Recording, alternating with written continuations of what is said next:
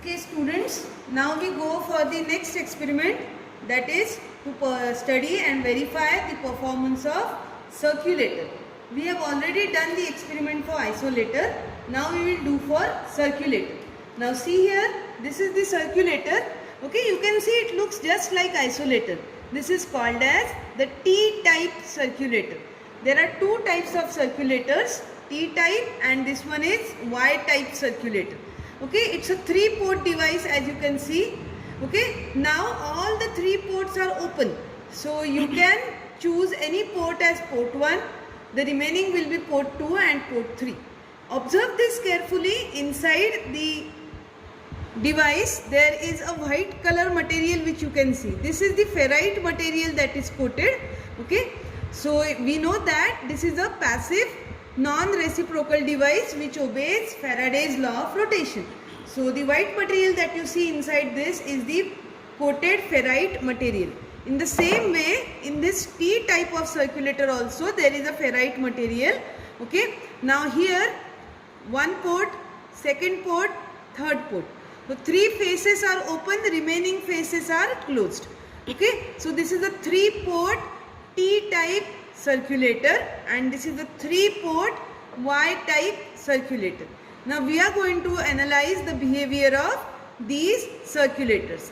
Now we will do the experiment only for any one type of circulator. You will get almost the same type of readings for the other type of circulator. So let us proceed to the test bench now. Now in the test bench, just like the previous experiments, we have a klystron power supply, okay, from which we give the initial voltage so that electrons are emitted from the klystron, right? After this we have the reflex klystron with mount, okay, and the cooling fan supporting the klystron so that the klystron should not get overheated. After the klystron we have isolator. You already know the purpose of isolator. It will attenuate all the reverse waves, thus preventing the klystron from damage. After this we have the variable attenuator. This is the flap type variable attenuator. We have already studied the types of variable attenuators. So this is the flap type variable attenuator which is connected in the setup. After this we have the detector mount. Detector mount is connected to our display device, that is the CRO.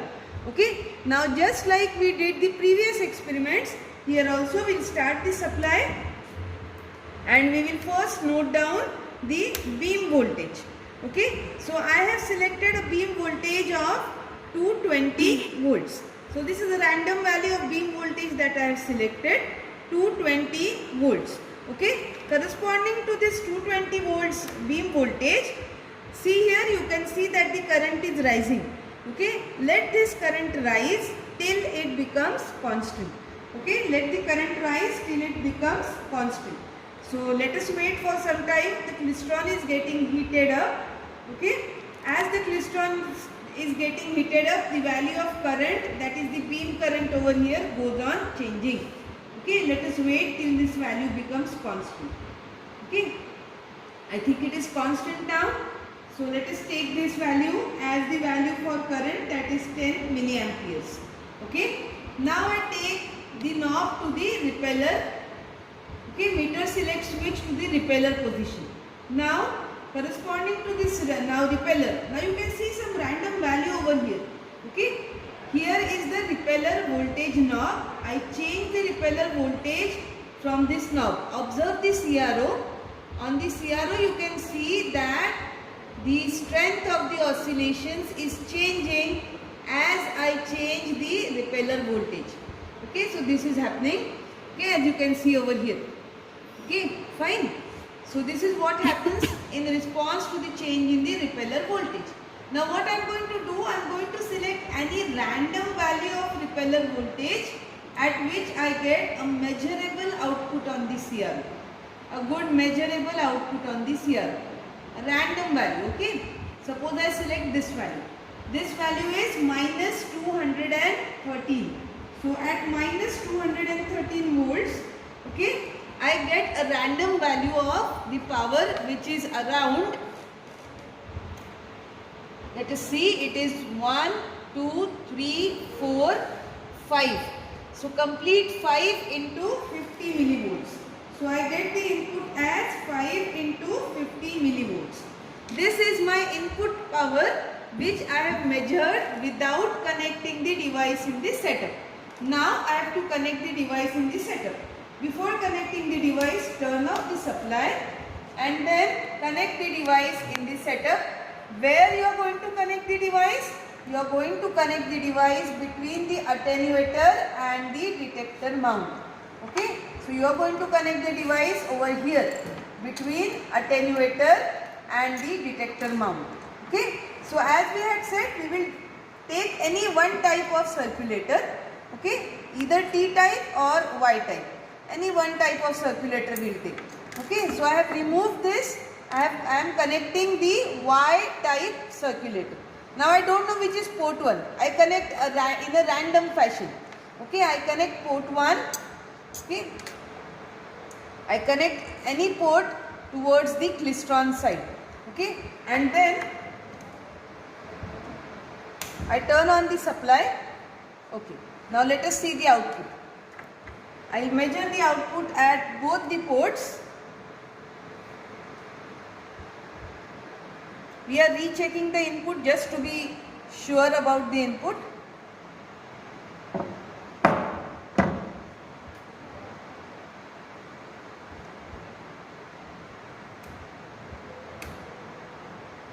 Okay, just to be sure about the input, we are checking the input again. The input has now reduced. It is now around around 3 into 50 millivolts. Okay, so the input is 3 into 50 millivolts. Okay, let me connect the device in the setup now. Now we connect the device in the setup. Connect any one of the ports towards the klystron and measure the output at the other two ports one by one. Now observe the CRO. Okay, observe the CRO. On the CRO you are not able to see anything. Okay, this means that the port to which the detector mount is connected is the isolated port. Okay, so let us change the volts per division setting so that we can measure. Okay, so this is around, yes, it's around 0.2 into 10 millivolts. Okay, the isolated port reading is 0.2 into 10 millivolts. Okay, this is the reading for the isolated port. Now I interchange the detector mount position and the match termination position. The moment I do this, I have to change the volts per division knob again, because I will get now the reading corresponding to the port in which the power is circularly transmitted. Okay, so this is around the same, as you can see, around how much it is, yes, 2.8 into 50 millivolts. Okay, so the reading of the transmitted port is 2.8 into 50 millivolts. The input was 3. Remember, now I change the orientation of the ports again. I change the orientation of the ports just to be sure that whether the power is transmitted in the circular manner or not. So just to verify, okay. Okay, now sometimes you may get, just a second, sometimes you may get power output which may be slightly greater than input. Now this does not mean that your device is malfunctioning. This means that the reflected waves may have added up, resulting in more output. Okay, so now I change the orientation of the ports again to find isolated output, isolated power output.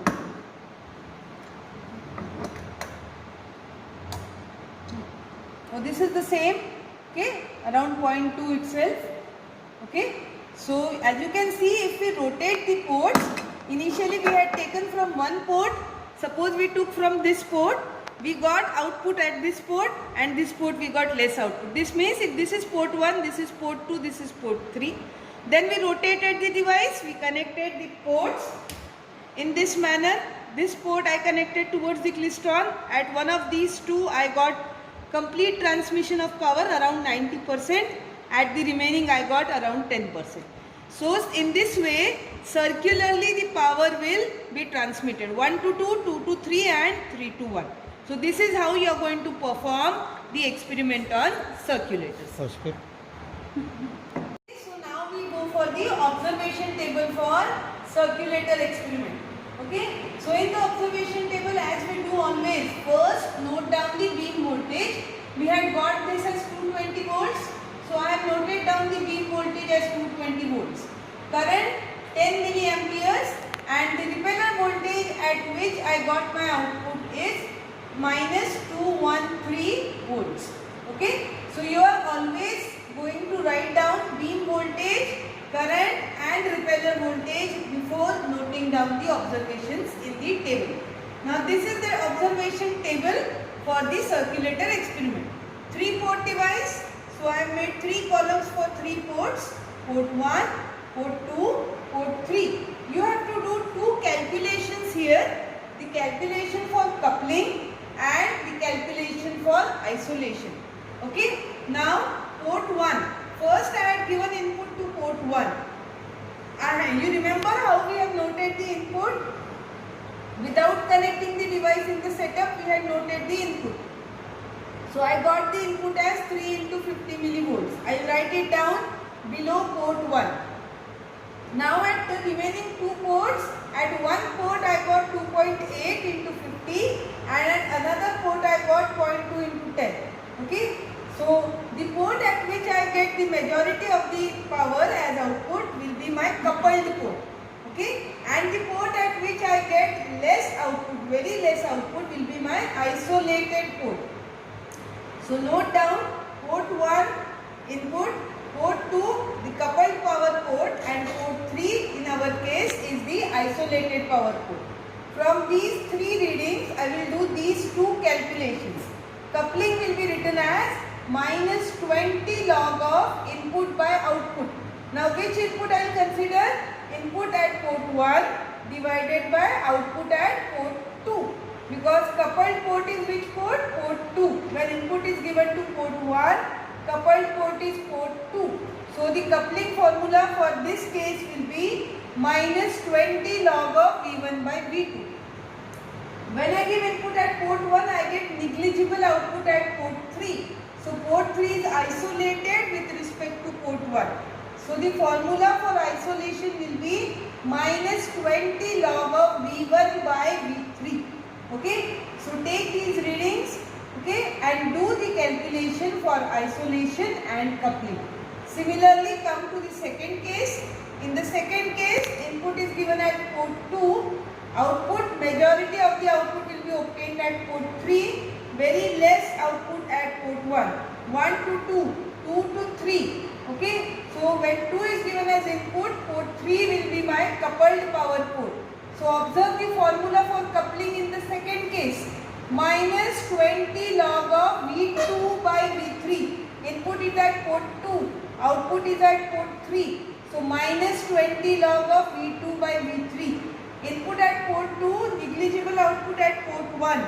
Port 1 is isolated with respect to port 2. So my formula for isolation would now become minus 20 log of V2 by V1 for the second case. Put down the values, do the calculations. Come to the third case. In the third case, I have given input to port number 3. So 1 to 2, 2 to 3, 3 to 1. When I give input at port 3, majority of the output is obtained at port number 1. So port 1 is the coupled power port with respect to the input port, that is port 3. So the formula for coupling would become minus 20 log of V3 by V1. Input at 3, output at 1. Okay. When I give input at 3, at port 2 I get negligible output. So port 2 is isolated with respect to port 3.